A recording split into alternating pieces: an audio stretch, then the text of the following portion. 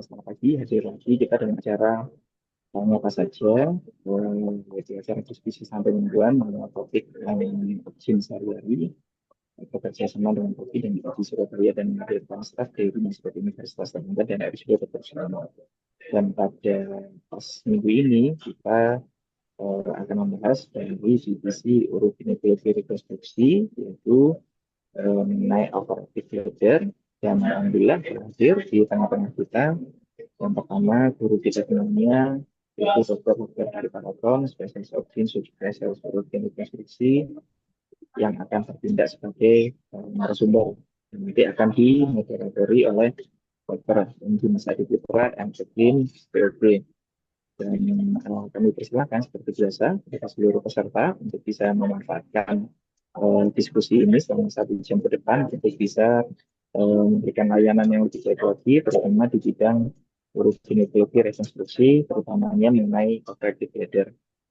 Mohon maaf pada kesempatan kali ini Dr. Brahmana selaku Ketua Departemen Perhalian hadir, sehingga nanti akan kami langsung persilakan pada narasumber dan moderator untuk bisa melakukan acara. Sebelumnya, seperti biasa, mengingatkan seluruh peserta untuk bisa memanfaatkan paparan sehat hari ini maksimal pukul 12 malam untuk mendapatkan SKP dari Kemenkes, dan jangan lupa untuk memanfaatkan fitur Q&A atau kolom chat atau juga raise hand untuk kita diskusi langsung mengenai topik pada hari ini.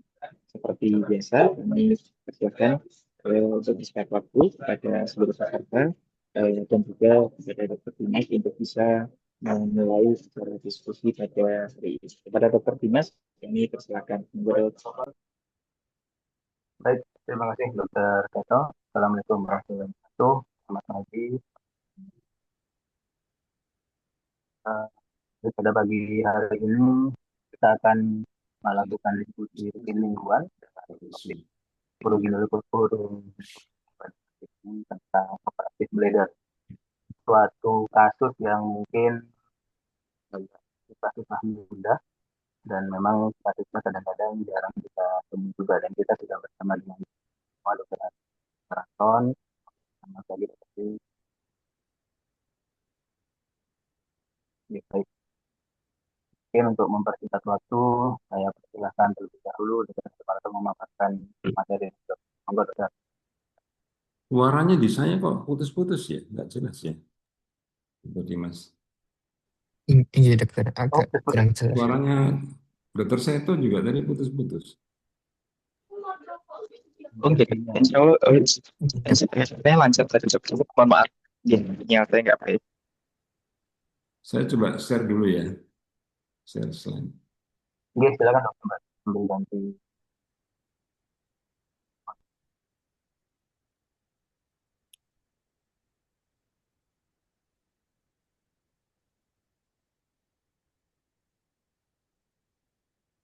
Ya baik, Assalamualaikum warahmatullahi wabarakatuh. Selamat pagi, salam sejahtera semuanya.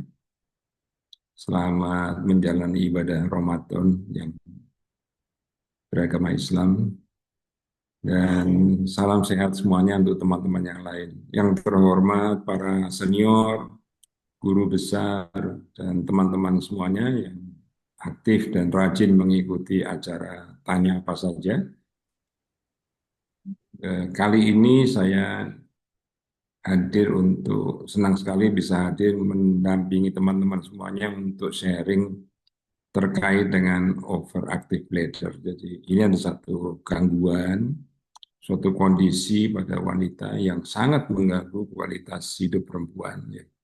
Dan terima kasih kepada Dr. Seto, Dr. Dimas yang memoderatori acara ini, dan Mas Aga yang selalu rajin mengingatkan untuk jadwal-jadwal tas. Baik, kita mulai saja teman-teman semuanya. Saya mulai dari statistik dulu ya. Seberapa besar sih masalah dari OAB ini? Ya, overactive bladder seringkali disingkat sebagai OAB. Ya. Ternyata secara global itu menempati posisi 21%. Cukup banyak ya untuk sebagai keluhan. Karena keluhan ini sangat mengganggu sekali. Dan pada pria juga bisa terjadi, tapi frekuensi pada wanita lebih besar dibandingkan dengan pria.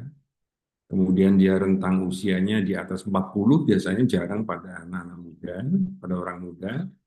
Dan tren pertumbuhan pada saat ini itu meningkat.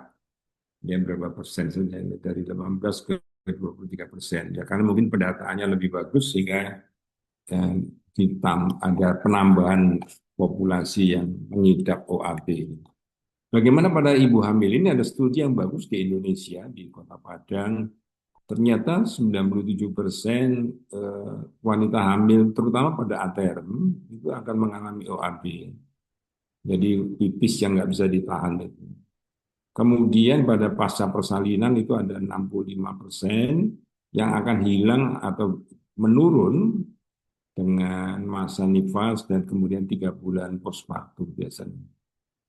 Wanita dewasa di Jawa Barat ini populasinya cukup luas sudah, mungkin bisa mewakili Indonesia ya, bahwa 90 hampir 20% mengalami OAB. Nah, apa itu OAB ya? Dari definisinya itu kondisi munculnya keinginan berkemih secara mendadak yang sulit ditahan. Tidak bisa ditahan. Jadi kalau dia sudah muncul sensasi berkemihnya atau disebut urgensia atau urge, dan tidak bisa ditahan dan tidak bisa mencapai kamar mandi biasanya. Jadi sebelum dia lihat pintunya saja sudah pipisnya sudah keluar. Makanya itu sering ada tambahan definisinya itu terjadi leakage urin yang sulit dikendalikan ya, atau inkontinensi. Ada urge, urge itu perasaan ingin berkemih. Kalau inkontinen itu sudah keluar, urinnya sudah keluar ke celana dan sebagainya. Atau biasanya seringkali seperti itu ya. Jadi mereka kalau mencapai kamar mandi pun sudah istilahnya sudah terjadi inkontinen, ya urinnya sudah keluar kemana-mana. Nah, sehingga dengan kejadian seperti ini sangat mengganggu kualitas hidup seorang wanita perempuan. Ini adalah gejala klinisnya, jadi urgensi tadi sebagai gejala utama. Ya, gejala utama harus ada. Kalau nggak ada urgensinya itu bukan OAB. Kedua, frekuensi ya. Frekuensi itu dengan dibatasan ber-BAK-nya itu 8 kali per hari. Ya, kalau dihitung 8 kali per hari. Kemudian ada periode nokturia atau lebih dari 1 kali kencing malam hari. Ya, saya juga kalau malam hari banyak minum ya bisa kencing 2-3 kali. Tetapi itu bukan OAB ya, karena hanya nokturia saja tanpa urgensi. Ya, yang keempat itu ngompol misalkan. Ya, ada periode ngompol lah. Ngompol itu ya yang pipis yang nggak bisa ditahan tadi ya inkontinens. Jadi ngompol ini atau inkontinen itu bisa ada atau bisa tidak ya. Kalau masih sphincternya masih bagus, maka inkontinens itu tidak akan terjadi. Tapi urgensinya pasti terjadi. Oke. Biasanya kalau ini ya, saya punya pasien itu kalau di kantor dia cari tempat duduk yang dekat kamar mandi sehingga mobilisasi ke kamar mandinya. Naik pesawat, orang ini biasanya duduk paling belakang sendiri. Kalau bisnis ya alhamdulillah dekat dengan restroomnya ya. Kalau ke toko, ke mall, yang pertama kali dilihat adalah di mana letak toiletnya. Kemudian dia mencoba untuk pipis dulu, baru dia jalan-jalan dan seterusnya. Seperti itu. Nah ini ya. Sehingga dampaknya sangat jelas sekali ya, gangguan tidur karena malam harus terbangun pipis, bahkan ngompol, beresi kasur tempat tidurnya. Gangguan kerja tadi ya, jadi pada waktu rapat juga demikian. Saya punya pasien itu seorang yang bekerja di pengadilan. Jadi pada waktu pengadilan itu dia sangat terganggu sekali. Akhirnya menggunakan Pampers. Gangguan acara keluarga ya, sudah jelas ya, acara-acara meeting dia harus minta izin berkali-kali untuk pipis. Gangguan rekreasi, belanja seperti yang saya katakan. Kalau di tempat rekreasi di lapangan yang nggak ada kamar mandinya, orang ini pasti menghindar, nggak bisa. Gangguan perjalanan tadi di kereta api, di tren resiko sekali di bis kota nggak ada kamar mandinya, dia akan menghindari ya, sebagainya. Kalau kereta api yang jarak jauh masih ada kamar mandinya. Kemudian akibat kejadian ini dia akan cemas, depresi, dan isolasi sosial. Bukan diisolasi, tetapi pasien ini mengisolasi dirinya sendiri. Nah, penyebab OAB apa saja ya teman-teman ya? Jadi itu ada muskulus ya, yang muskulus pada buli yang kita sebut sebagai muskulus detrusor itu mengalami hipersensitivitas ya. Normalnya dia bisa mengembang sampai dengan 150 itu mulai kebelet ya, mulai ingin berkemih. Tapi masih bisa berkembang sampai 300 cc, orang masih bisa secara normal. Pada OAB dia tidak bisa. Isinya 50, 75 dia sudah ingin berkemih. Urge-nya akan keluarnya karena hipersensitivitas. Nah, kemudian tergantung dari sphincter yang di bawah ini ya. Sphincter di bagian bawah ini yang disarafi oleh saraf simpatik ya. Detrusor itu yang dominan adalah parasimpatis. Jadi kalau parasimpatis itu bekerja, dia akan menekan kandung kemih. Kedua, karena kerusakan sistem saraf pusat, jadi pengendalian antara harmonisasi parasimpatis dan simpatis ini terganggu di tingkat korteks dan pons. Kelemahan otot penyangga kandung kemih pada tempatnya ini, jadi ya, karena kelemahan kandung kemih, kontraksi sedikit saja, maka dia akan keluar. Dan gangguan pada sphincter ini pun akan memicu suatu urge, ya. Maka itu pada wanita dia banyak pada usia lanjut. Oke. Ini adalah patofisiologinya ya, gambar sebelah kiri, neural control of micturition. Jadi kencing itu dikontrol oleh korteks. Korteks itu yang karena itu ada adat istiadat, ada logis, ada aturan, ada etika, maka dia mengontrol berkemih. Kita tidak bisa kencing di muka kelas waktu mengajar, kita tidak bisa. Kita tidak bisa kencing mendadak di pinggir jalan gitu, nggak bisa. Jadi kalau kita mau berkemih itu harus cari tempat, merasa aman, nggak ada yang melihat, kemudian merasa sudah secure ya, secure-nya itu terjamin ya sudah, baru bisa kencing.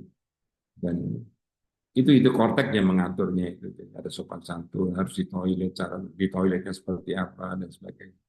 Nah ini mengatur jalur parasimpatik dan jalur simpatik. Yang merah ini simpatis, yang ini yang hijau ini parasimpatis.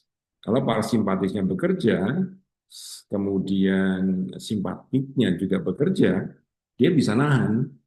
Tapi kalau simpatiknya kena pengaruh parasimpatik, parasimpatik ini memengaruhi tekanan menjadi negatif pada simpatis, sehingga dia terjadi leakage urine. Ya. Oke. Nah, faktor risikonya apa saja? Ya, jadi usia lanjut, kemudian pada menopause ya, karena estrogen yang tadi, kemudian paritas, indeks masa tubuh. Jadi pada orang gemuk itu lebih mudah terjadi OAB, kemudian diabetes. Diabetes ini mungkin terjadi gangguan dari neuropatinya. Ya. Gangguan neurologis ini tadi yang harmonisasi antara parasimpatis dan simpatis itu pada stroke tergantung daerahnya. Alzheimer, Parkinson, tumor otak, trauma kepala yang luas. Ya. Tetapi yang terbanyak adalah idiopatik. Jadi kita sendiri masih belum paham ya secara 100%. Nah, lanjut ya ke tata laksana OAB.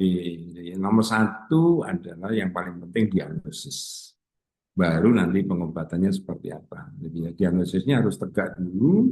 Seperti apa ya tadi keluhan utamanya Pak? Urgensia, ya urge. Harus ada frekuensi. Dari anamnesis saja kita sebetulnya sudah tahu bahwa ini adalah OAB. Ya, ada urge, frekuensi, nocturnal, dan incontinence. Nah, untuk bukti objektif, teman-teman semuanya, para senior, kita menggunakan bladder diary namanya. Seperti ini. Ada waktu, urin jumlahnya, dan keterangannya. Ya. Biasanya seperti ini. Jam 6, 100. Jam 7 sudah kencing lagi, 75. Jam 9, 80. Jam 11 keluar lagi 100. Jam 16, dan seterusnya. Ya. Bahkan 50 kadang-kadang sudah kebelet pipis. Kemudian Data objektif lainnya adalah laboratorium urinalisis saja ya untuk melihat leukosit. Leukosit itu kalau banyak ya hati-hati, belum tentu infeksi ya. Kemudian tetapi cara pengambilannya seperti apa? Kalau memang cara pengambilannya betul dan leukonya tinggi ya kemungkinan ada sistitis. Kadang-kadang ada pemeriksaan yang ada bakteri positif, dan itu hati-hati ya. Kadang-kadang bakterinya itu adalah lactobacillus. Kalau lactobacillus ya normal-normal saja. Jadi sekali lagi diagnosisnya adalah ini ya, URS yang paling penting, objektifnya adalah bladder diary. Bladder diary ini biasanya kalau saya merawat pasien OAB, saya suruh buat dulu.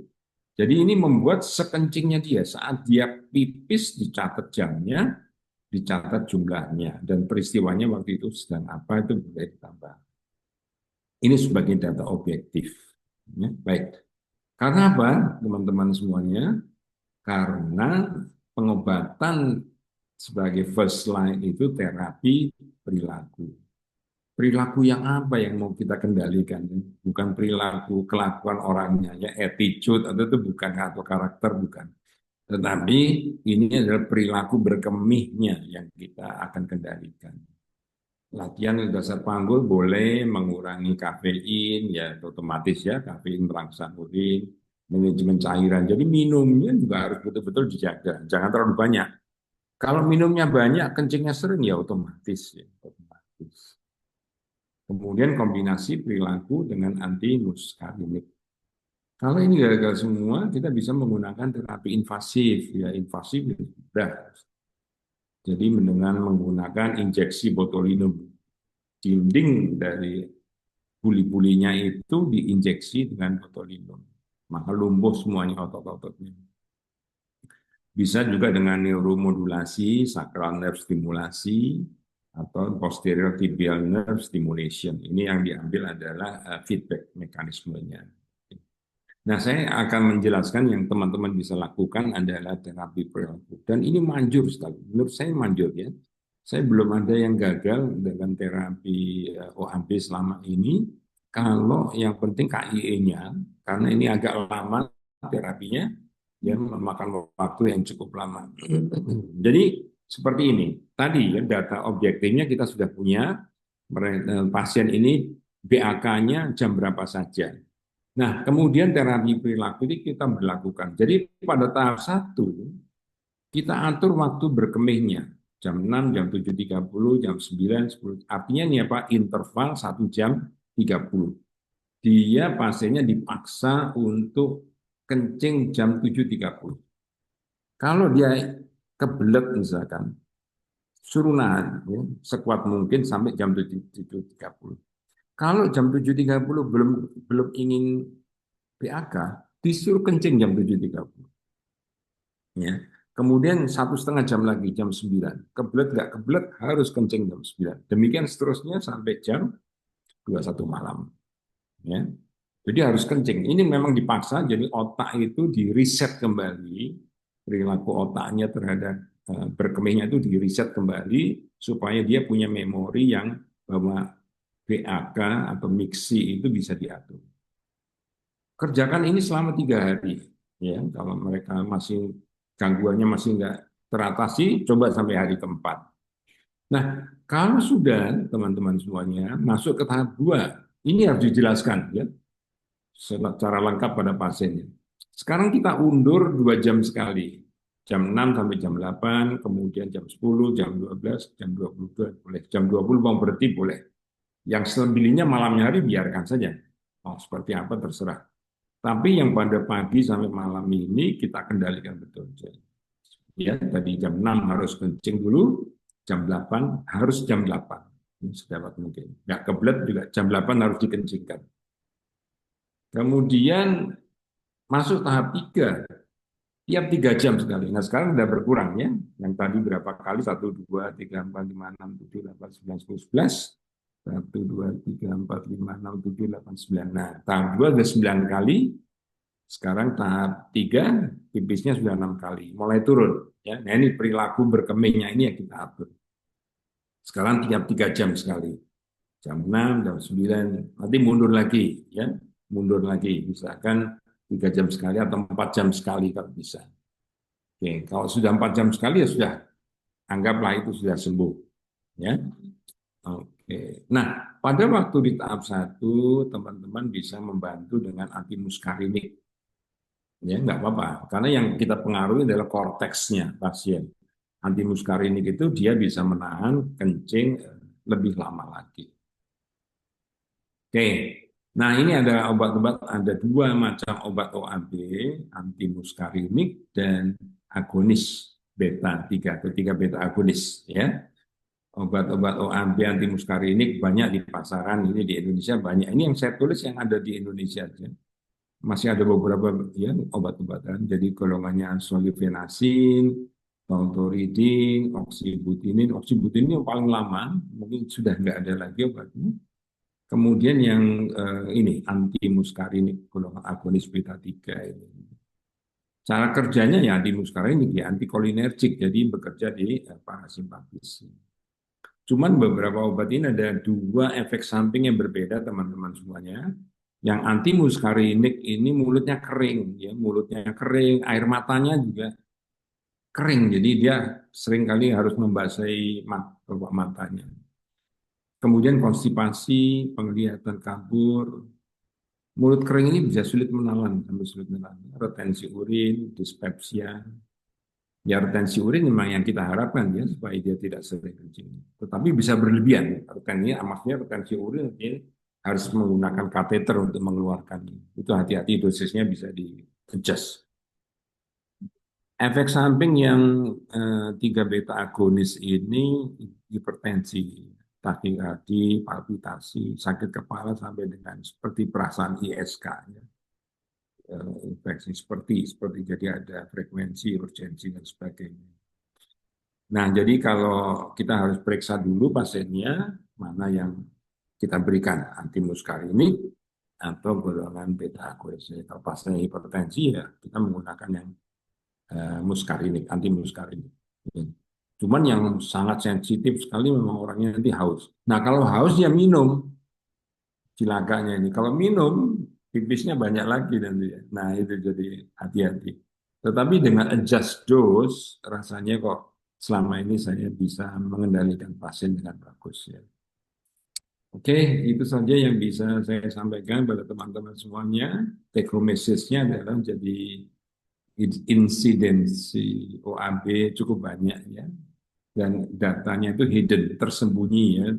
Pasien-pasien di Indonesia biasanya, karena pasien-pasien dengan OAB itu bisa ke geriatri, bisa ke urologi biasanya, bisa ke obgyn. Tapi rasanya pasien yang sering itu adalah ke urologi, ya. Dianggap kalau gangguan kencing itu urologi. Kemudian diagnosis yang utama adalah urgensi harus ada, ya frekuensi nokturnal, bladder diary penting sekali sebagai data objektif. Ini karena akan dibandingkan nanti dengan waktu dia terjadi prestasi. Dia kencing 12 kali, sekarang bisa 6 kali, bisa 4 kali per hari. Tata laksana terapi perilaku ya, KIE, waktunya cukup lama, kemudian obat-obatan tadi sudah saya sampaikan tadi. Dan kalau gagal itu baru yang invasif. Ya, selama ini saya belum pernah melakukan yang invasif dengan KIE yang bagus, terapi dengan bantuan antimuskarinik kok ya bagus hasilnya dengan terapi perilaku. Kira-kira dengan demikian teman-teman semuanya, terima kasih atas perhatiannya. Saya kembalikan ke Dr. Dimas. Baik, terima kasih Dr. Hari Maraton.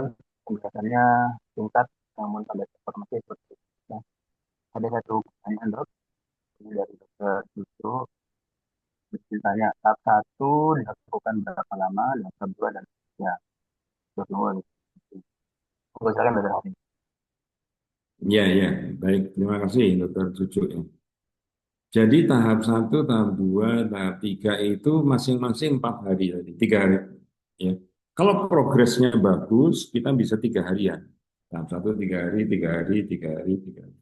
Kalau tahapnya itu kadang-kadang masih kacau, dia masih kembali lagi kencingnya banyak, kita bisa perpanjang sampai 4 sampai 5 hari. Pengalaman saya biasanya pakai 3 atau 4 hari sudah asal itu tadi, asal jumlah konsumsi intake cairannya, konsumsi atau intake cairannya betul-betul dikontrol.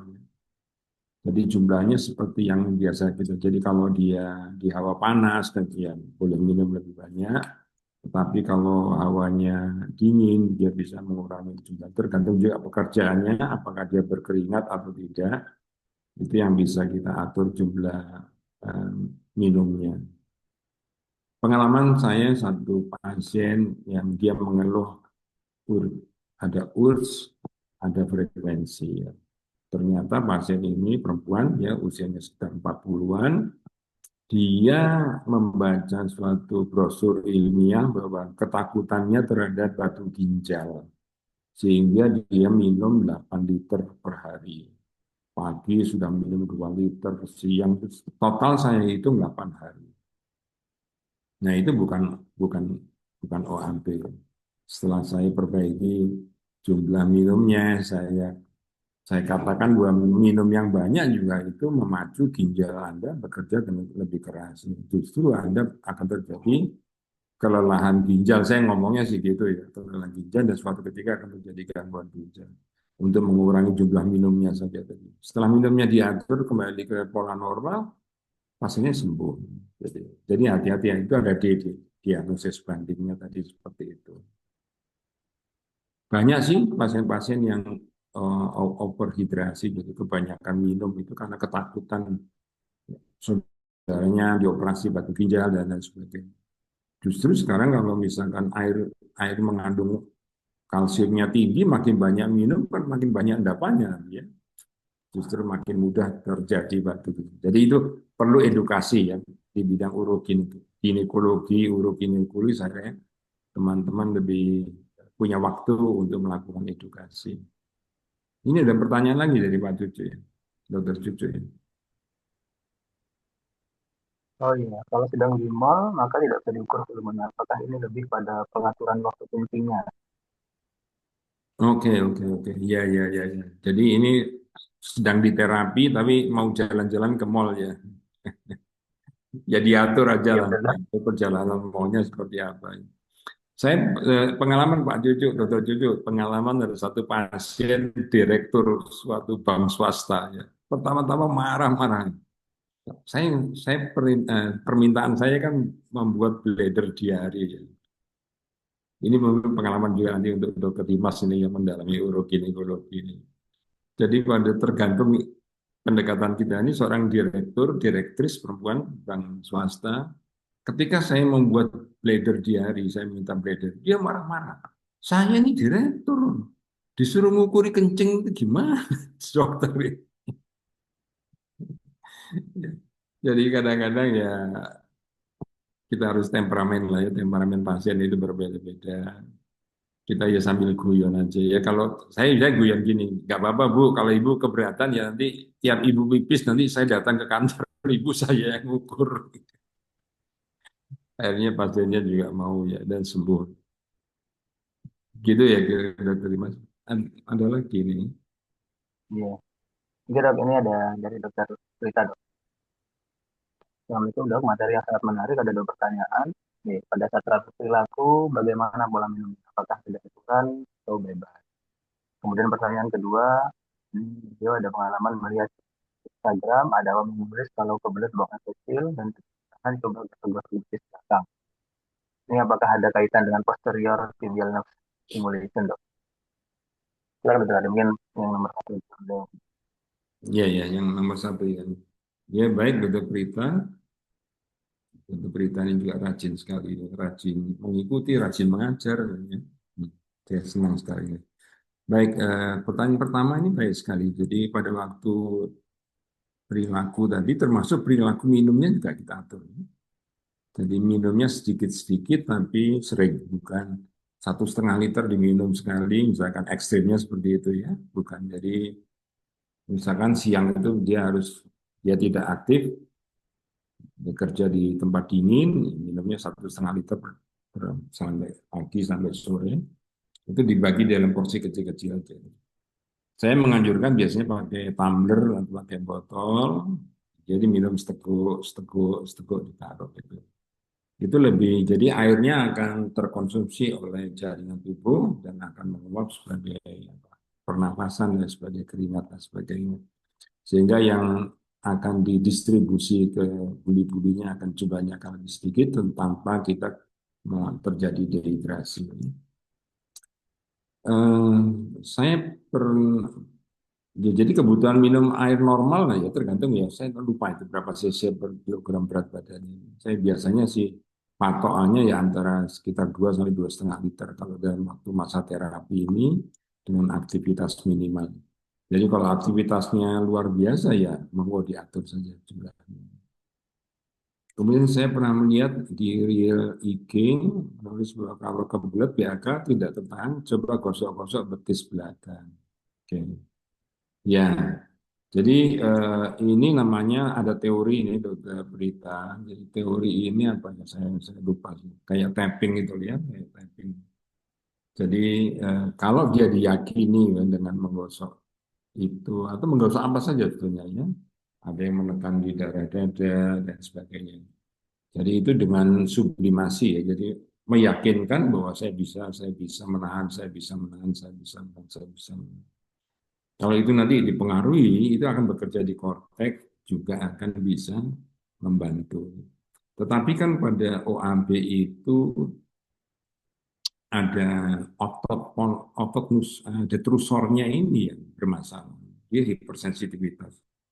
Sama sekali tidak bisa ditahan. Sama sekali tidak bisa ditahan. Jadi memang harus pakai terapi perilaku yang di-setting lagi, di-reset lagi kembali di korteksnya.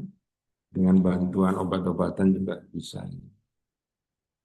Saya juga banyak pasien selama waktu ya pengalaman saja sih ada guru guru pencak silat ibu-ibu ya sebagai guru pencak silat ya gitu. Kalau dia sedang ngajar atau pengen kebelet ya sudah minta izin dia harus lari ke kamar mandi ke toilet ya, untuk berkemih. Tetapi dia orangnya optimis, ya orangnya optimis, dia bisa menyesuaikan, dia tidak mengisolasi dirinya seperti yang kebanyakan orang-orang luar. Itu mudah sembuhnya. Jadi nomor satu dokter Berita pasien-pasien yang OAB itu kayak di reassurance, diberi keyakinan bahwa ibu sembuh akan bisa sembuh baik dan sebagainya. Kecuali orang yang stroke tadi ya, nah ini yang agak susah karena dia memang terjadi harmonisasinya di tingkat sentral dan itu kan tergantung lokasi stroke-nya, tergantung dari lokasi tumor otaknya. Itu yang kadang-kadang harus dikerjakan terapi invasif tadi. Kalau yang dalam kondisi murni idiopatik itu yang mudah mudah diobati. Gitu ya, Dokter Dimas. Oke, baik dok, terima kasih banyak dok. Pertanyaan selanjutnya, selamat pagi dok, izin bertanya. Kadang ada pasien yang semakin stres dan cemas kalau diminta mengisi belajar belajar. Bagaimana cara untuk motivasi? Apa perlu di konsultan ke psikiatri? Kemudian bila saat belajar diary diminta untuk menahan tensi, seperti meningkatkan resiko infeksi. Iya, Silakan. ya. Oke, jadi memang tadi KIE-nya ya. Jadi KIE komunikasi, informasi, edukasi. Jadi diyakinkan di reassurance bahwa kelainan ini pengalaman saya banyak yang sembuh. Nah, itu diyakinkan dulu bahwa dia bisa sembuh ya. Bahwa yang kita kerjakan itu adalah meriset kembali bagian otak kita. Nanti hati-hati ya, ya, berarti otak saya ada masalah. Oh tidak, ya, ini fungsi kan itu kan ada sinaps ya. Sinaps itu bisa dipengaruhi kok. Ya, jadi sebagai pola berpikir, pola aktivitas. Nah itu nih dijelaskan. Jadi eh, kemudian KII-nya itu harus pelan-pelan saja, pelan-pelan sekali. Karena orang-orang dengan OAB ini teman-teman semuanya itu sudah sensitif biasanya ya. Dan dia berharap banyak sekali kepada dokternya dan berharap segera sembuh, cepat sembuhnya. Nah ini yang harus kita yakinkan. Kalau saya bilangnya gini, kalau ibu minta 1-2 hari sembuh, saya angkat tangan, saya nggak bisa. Karena penyakit itu ada yang bisa seperti diare, mencret itu sehari sembuh, TBC itu baru 1 tahun. Jadi penyakit itu punya pola penyembuhan yang berbeda-beda. Jadi kita sampaikan seperti itu, ya. untuk mereka merasa yakin bahwa sembuhnya sekitar nanti 2 atau 3 minggu seperti itu ya. Bila saat beliau diare diminta untuk menahan kencing, apa tidak meningkatkan resiko infeksi? Oke, jadi resiko infeksi itu rasanya kok tidak ya? Infeksi itu kan ada populasi jumlah bakteri yang berlebihan dalam satu tempat. Ya, kalau di buli ya menjadi ISK. Dan bakteri itu akan eh, beranak pinak pada situasi normal itu setiap 20 menit. Ya. Memang kalau sudah asal-usulnya di kandung kemihnya banyak bakterinya, ya kemungkinan bisa ISK. Tapi kan secara normal kan tidak. Kita kencing 4 jam sekali kan tidak apa-apa ya, karena bakterinya nggak banyak. Kemudian teman-teman semua, bladder itu permukaan bladder itu punya ada lapisan, ya, lapisan kita bilangnya ya kayak apa, mukosa. Tapi di permukaan mukosa itu sendiri itu ada satu lapisan yang dia menolak bakteri itu untuk nempel di situ. Nah, kalau struktur mukosanya masih bagus, sistitis itu jarang terjadi. Jarang. Tetapi pasien yang pernah sistitis, resiko kambuh dalam 1 tahun itu 30% resiko kambuhnya. Jadi orang yang pernah sistitis itu akan sistitis berulang. Mengapa? Karena sudah terjadi kerusakan permukaan mukosa tadi. Nah, itu pasien itu yang harus banyak minum, harus banyak kencing. Bukan banyak minum, nanti persepsinya salah. Harus banyak kencing. Jadi dikencingkan supaya bakterinya tidak beranak pinak. Kira-kira itu ya, Dokter Dimas. Oke, baik dok, terima kasih dok. Pertanyaan selanjutnya dari dokter, apakah pemasangan kateter bisa menyebabkan OAB dan pasien yang operasi SC dilakukan bladder flap apa bisa menyebabkan OAB? Iya, iya, iya, ya. Pak ini pengalaman banyak nih Kak pasien. Mungkin saya bisa memberi saran seperti ini, Dokter Dimas. Ya. Kateter, teman-teman semuanya, yang kita sarankan kan 14 ya. Saya waktu sekolah dulu itu nggak ada yang ngajari kateter itu nomor berapa. Pokoknya ono kateter, ya bisa 16, bisa 18. Ya. Nah, kita sekarang pakai 14. Ya. 14 itu sesuai dengan diameter uretra Indonesia. Jadi dia tidak merusak struktur uretra, tidak terjadi dilatasi berlebihan. Ya. Nah, seringkali teman-teman pengisian balonnya itu terlalu sedikit, ya 8 cc. Itu yang ngajari sopo juga ngerti ya 8 cc itu pada waktu seksio. Tetapi pasca seksio itu harus dikoreksi jumlahnya. Kenapa pada waktu seksio nggak boleh banyak-banyak, pada waktu meluksir kepala kita tidak akan melukai, menciderai buli-buli. Kalau terlalu banyak nanti akan terjadi gangguan pada buli. Tetapi pasca seksio itu harus dikoreksi jumlahnya. Nah, di Foley kateter itu di ujungnya itu ada angkanya. 20 mili, 15 mili, 50 mili, itu yang diikuti. Ya. Sehingga apa yang terjadi, kalau isinya sedikit, kuncup ini kateternya, ini akan masuk ke ostium uretra internum. Nah, ini rasanya sakit sekali, ada urge-nya, ya, reaksi urge-nya. Jadi balonnya harus kita kembangkan supaya dia berada di luar ostium uretra internum. Jadi tidak ada sensasi untuk. Saya sering dikonsuli, dok ini kesakitan, ya udah coba buang airnya dulu, kemudian diberi tambahan cairan menjadi 20 cc, 25 cc, maka keluarnya akan hilang, ya akan hilang. Oke. Ya, jadi itu saja. Kalau Itu bukan OAB, bukan OAB. Jadi itu adalah urs akibat dari sensasi penekanan ostium uretra internum saja. Ya, baik. Masih ada lagi, Pak? kalau ini dok, apa bisa menyebabkan OAB? Apakah bisa dengan terapi akupuntur? Ya, terapi akupuntur itu ya enggak, Prof siapa itu yang meninggal itu yang jagonya itu ya. Kalau beliau sih bisa yakin ya. Cuman masalahnya gini, jadi teori teori akupuntur saya nggak menguasai betul ya. Teori akupunturnya itu apakah sudah established atau belum? Dan titiknya itu harus sesuai, titik parasimpatis kah atau titik simpatis kah. Nah, kalau parasimpatisnya yang diaktifkan, maka OAB-nya akan menjadi-jadi. Kalau simpatisnya yang diaktifkan, maka akan terjadi retensio urin, nggak bisa keluar. Kebelet pipis tapi nggak bisa keluar. Wah, menjadi sakit banget ya. Bisa dibayangkan nggak? Bladernya berkontraksi, tetapi di bawah itu tidak bisa terbuka karena simpatisnya yang terlalu kuat. Nah, sehingga eh, monggo saja kalau ada yang menekuni tentang akupuntur, asal titiknya tadi tepat, ya kemungkinan bisa membantu. Tetapi dari seluruh literatur yang saya baca bertahun-tahun itu masih belum berubah ya. Terapi utamanya terapi perilaku ya, karena idiopatик tadi.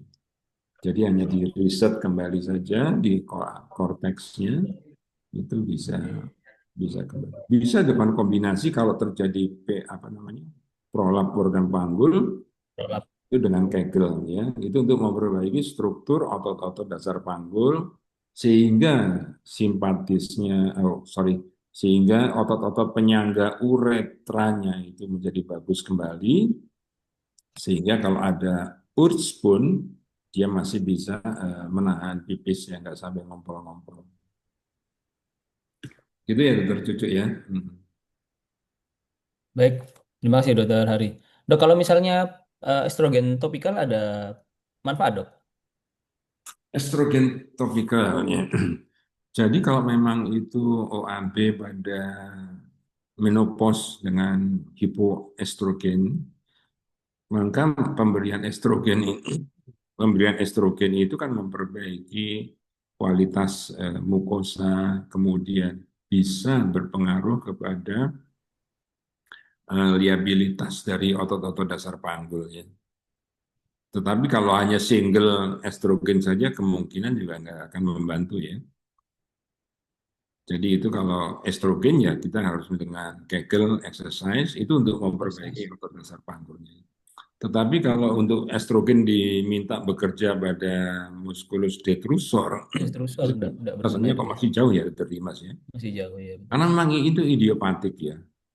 Iya, Dan kalau yang betul-betul OAB itu memang kasihan sekali pasiennya ya. Saya iya. bertemu beberapa kali orang teman, ada satu ibu yang saya katakan tadi yang di pengadilan itu ya. Dia jabatannya naik terus, tugasnya juga lebih harus di pengadilan. Dan kita tahu bahwa di pengadilan itu bukan 1-2 jam kadang-kadang ya. Dia harus Iya benar. berjam-jam untuk menyelesaikan kasus di pengadilan. Kalau misalkan kasusnya kompleks. Sehingga ibu ini ya sudah menggunakan pampers selama proses peradilan. Tapi itu pun tidak muat ya pampers.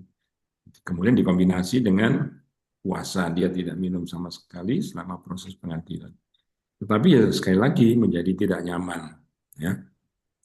Dia harus tidak minum, harus menggunakan pampers, harus mengganti pampers di kantor, dan sebagainya. Sehingga eh, tapi mudah diobati apa? Karena ibu ini educated, kemudian kita reassurance sekali lagi mudah sekali. Sehingga waktu beliau mengikuti pembuatan leader diary dan sebagainya itu mudah. Apalagi waktu di fase awal itu kita beri obat yang anti muskarin gitu ya. Gitu ya dokter Dimas. Ya, baik. Terima kasih Dokter Hari. Jadi memang intinya di reassurance dan terapi perilaku ya, Dok ya. Sebenarnya kalau kita bisa berhasil meyakinkan pasien, itu hampir sebagian besar kasus OAB bisa terselesaikan dengan sendirinya tanpa harus ke tindakan-tindakan yang invasif ya, Dok ya. Iya, Iya, ya. iya. Tadi yang kecuali itu tadi dokter Dimas kalau ada apa Iya, Dok. tumor otak, Oh iya. Parkinson, ya. Memang karena kelainannya di sentralnya, itu Iya. harus terapinya invasif. Jadi kalau disuntikkan injeksi botox atau botulinum botox ya, namanya botox ya. Itu dengan menggunakan biasanya menggunakan sistoskopi, Oh ya. suntik dari mukosa dari bagian dalamnya. Jadi mukosanya disuntik di beberapa tempat, otot muskariniknya, detrusornya lumpuh. Detrusornya dilemahkan ya dok ya. Ya. Cuma 3 bulan nanti harus disuntik lagi, Kembali lagi. harus diulang. Diulang terus ya dok. Hmm. Ada yang menganjurkan pelebaran buli-buli, jadi mengambil sebagian usus, kemudian di apa namanya, diimplan ke buli-buli supaya kapasitas bulinya itu bisa lebih besar. Dan usus itu kan tidak ada detrusornya, sehingga dia bisa menampung jumlah urin yang banyak. Jadi detrusornya ya masih aktif, tetapi dia masih bisa menampung dari Iya. jumlah yang besar. Karena usus tidak ada parasimpatisnya, kita potong. Tidak seperti yang pada buli-buli ya. Ya mungkin. Oke, terima kasih Dokter Hari Paragon. Mungkin juga yang perlu di ini mungkin ya dok ya, pendekatan dengan mnemonik diapers itu mungkin dok ya, kan itu juga jadi apa diferensial diagnosis yang perlu dicari mungkin seperti adanya poliuri, kemudian mungkin ada gangguan psikologik atau gangguan delirium gitu dok ya, stool infection. Iya, iya, iya. Ya memang dunia uroginekologi kan rata-rata itu lebih ke quality of life ya dari Mas ya. Ya, Jadi pendekatannya kita juga, jadi teman-teman kalau merawat pasien-pasien dengan gangguan uroginekologi, baik itu prolap dan sebagainya,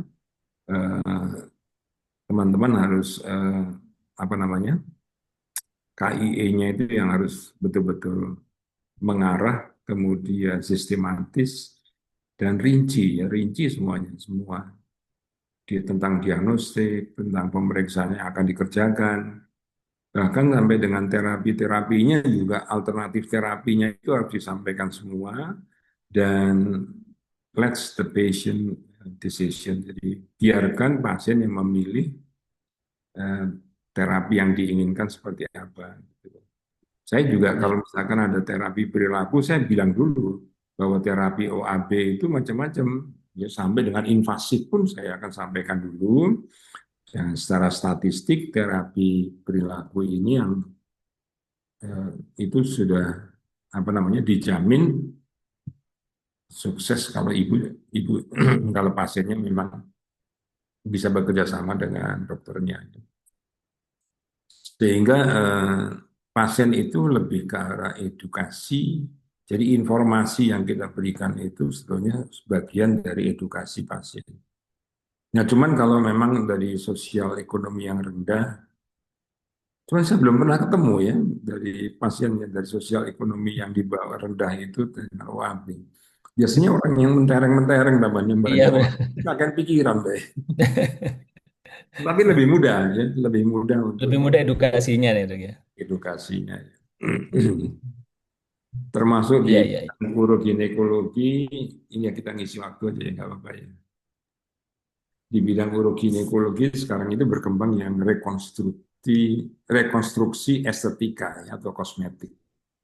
Saya lihat di beberapa grup WA itu sekarang menjadi pelarian kan, operasi estetika itu dengan makin maraknya BPJS, makin penghasilan teman-teman itu nggak terlalu tinggi dibandingkan yang dulu, maka pasien-pasien para dokter ini, provider ini lari ke kosmetik terapi dan sebagainya. Estetika. Tidak di cover BPJS dan ini menjadi trending bagi pasien.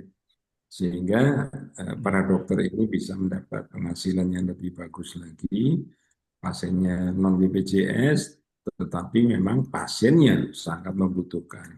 Sehingga sekarang operasi kosmetik itu menjadi andalan bagi teman-teman, baik operasi maupun yang non operatif ya. Non operatif itu yang mulai dari pakai laser itu diantaranya kira-kira antara operatif, Laser. tapi itu invasif kan. Ya, yang invasif itu ada operatif, ada yang non invasif. Yang operatif.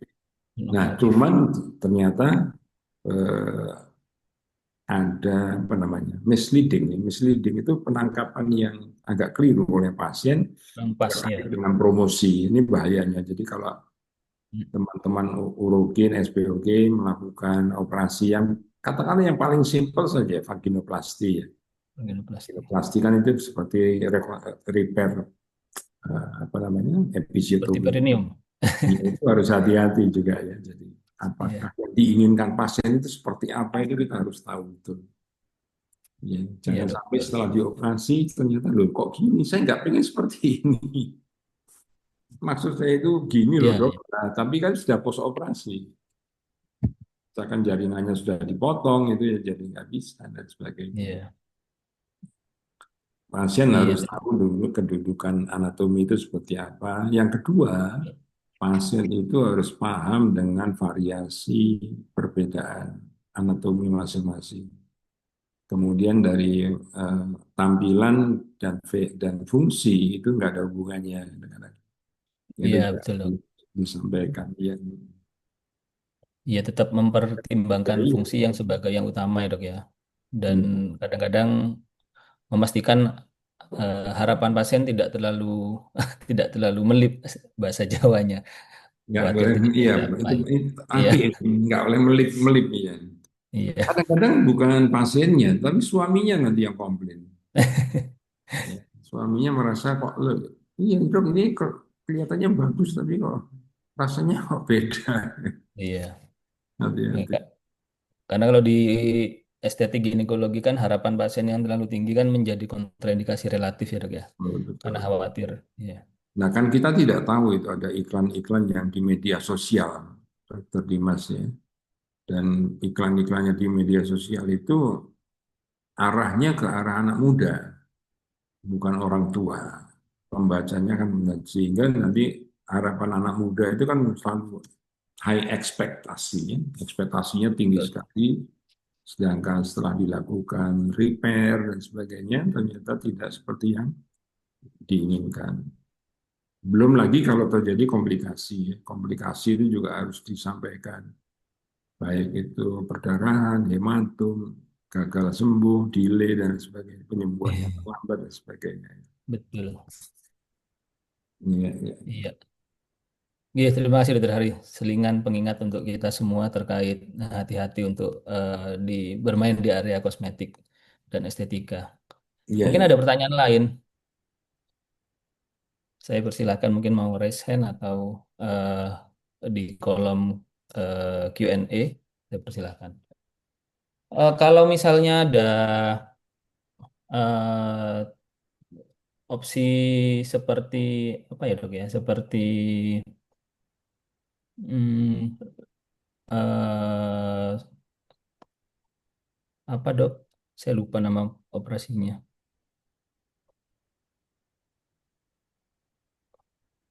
Kalau Seperti teman-teman sling sling di itu. luar, ya kalau ada usulan pengen dijelaskan apa, kita bisa tangkap juga, diusulkan aja ya, Dokter Dimas ya. Mungkin ada usulan-usulan Ya silahkan. Betul. materi yang akan didiskusikan, itu problem-problemnya yang ada di lapangan, kita bisa ya membantu. Ya betul dok. Oke. Belum ada pertanyaan lagi rasanya dokter Hari. Mungkin eh, mungkin saya nanya dok. Kalau misalnya obat-obatan dok, obat-obatan yang bisa berdampak pada eh, kebiasaan kandung kencing itu yang mungkin sering kali kita gunakan tapi mungkin kita tidak sadar itu biasanya yang obat-obatan apa ya dok ya? Yang maksudnya gimana? Anti anti urge apa? Iya, maksudnya misalnya kayak anti spasmolitik gitu itu apa apa bisa Oh, memberikan dampak juga dok kepada muskulodetrusor itu dok? iya, iya, iya. Biasanya seperti golongannya apa itu, yang anti kolinergik gitu ya. Kalau pada orang yang sakit gastritis dan Yang kolik itu loh dok, iya yang anti kolik, ya Cuma anti kalau spasme berlebihan, gitu. bisa juga berakibat pada terjadinya retensi urin ya. Tetapi kan itu reseptornya nggak spesifik untuk buli-buli ya, jadi rasanya kok jarang terjadi. Mungkin saya sedikit tambahan sedikit bahwa kalau misalkan golongannya soliferasi, teman-teman mungkin ada yang orang yang tidak terlalu kurs, tetapi ada gangguan-gangguan sedikit incontinence, itu bisa dibantu. Biasanya mereka itu yang berangkat haji dan sebagainya, supaya dia tidak sering berwudu dan lain sebagainya. Saya biasanya memberi obat golongan yang tadi yang solifenasin tadi atau toridin dan sebagainya. Itu bisa diminum sehari satu ya. Jadi sehari sekali mereka bisa mengkonsumsi sehingga nanti sedikit bisa menahan pada waktu mereka melakukan perjalanan ibadah dan sebagainya ya.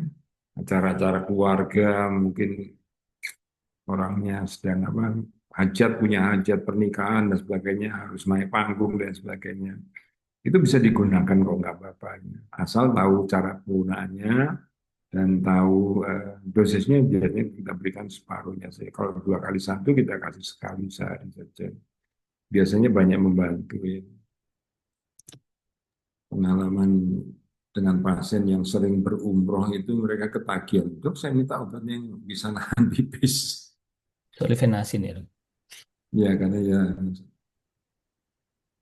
kadang-kadang juga temannya nanti diberitahu dan sebagainya. Ya, asal tahu ada efek sampingnya nanti akan kering. Apalagi di tanah Arab, tanah di Iya, Mekah Madinah itu kan kering sekali ya. kering, ya, Minum golongannya anti muskar ini matanya tambah kering. tambah kering. Itu bisa diatasi ya dengan banyak minum, cuci muka dan sebagainya. Nggak apa-apa. Ya Oke, baik, baik. Dr. Dimas. Iya, rasanya sudah cukup nih, Dok.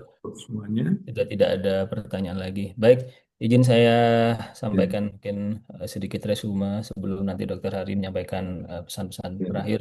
Saya Jadi juga UAB terima ini, kasih kepada teman-teman yang sudah ya, merespon dengan pertanyaan dan yang aktif mengikuti acara atas.